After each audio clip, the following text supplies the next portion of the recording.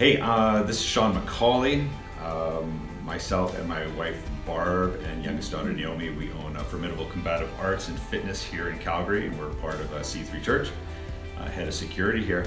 And I've been asked to share a couple thoughts with you, and since I only have about 4.5 minutes now, I'm going to make this speedy, more of a triage than anything else, give you a little bit of context, but I hope that you get a few thoughts and a tool or two that are really going to help you in the times that we're in right now. Let me just read you something. This is from a great book, The Way of the Heart, that I recommend to everybody. It says this.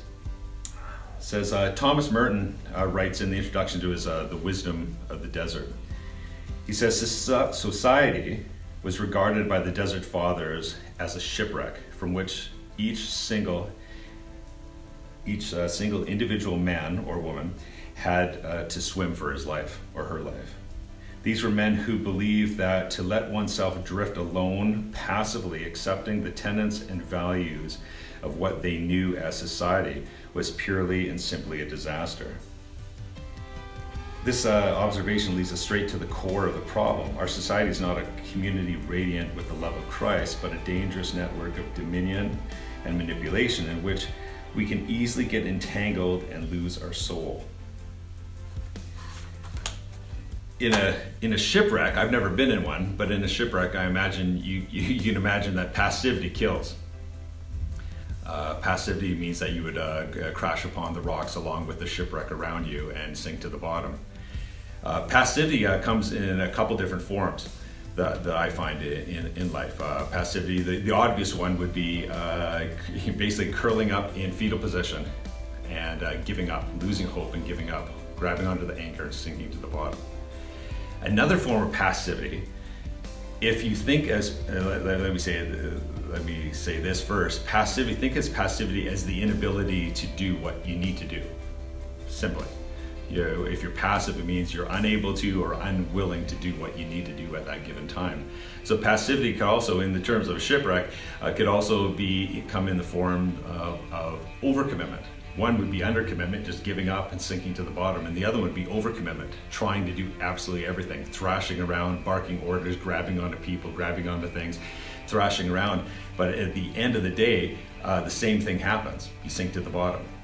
One looks better while doing it, but you both sink. Passivity, the inability to do what needs to be done at a given time, really does kill. How do you overcome passivity in our lives, especially in the midst of chaos, in the midst of societal type of shipwreck? Good question. Let me just read you something from Isaiah. Isaiah says this, then the Lord spoke to me again and said, the people of Judah have rejected my gentle care and are rejoicing over what will happen. Later on, it says in verse 17, says, the Lord had said to me in the strongest terms, do not think like everyone else does. Do not be afraid of some plan conceived behind closed doors that will be the end of you. Do not fear anything except the Lord Almighty. He alone is the Holy One. If you fear Him, you will need to fear nothing else. He will keep you safe.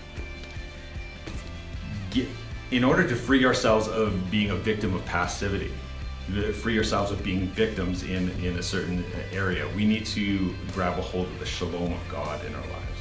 He goes on to speak of the Shalom of God in Isaiah, where the Shalom of God, if you look into get real quick into the meaning of Shalom, and many of us know it means peace, it means wholeness, it means all of that. But if you get really into the interworkings of the word Shalom, it means to overcome and destroy all authorities that would attempt to bind us to chaos.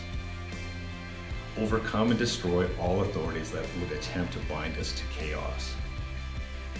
Today, instead of thrashing around in the shipwreck of life that is around us, and by thrashing around and just being part of it, being a victim to it, we do it by we just meditate on it, we speak of it, we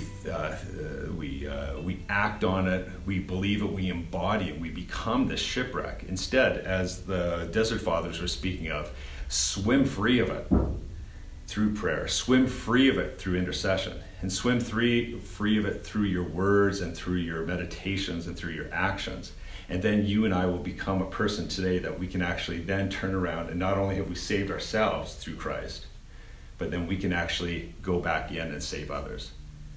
So I pray that the Lord would fill you today with the Shalom of God.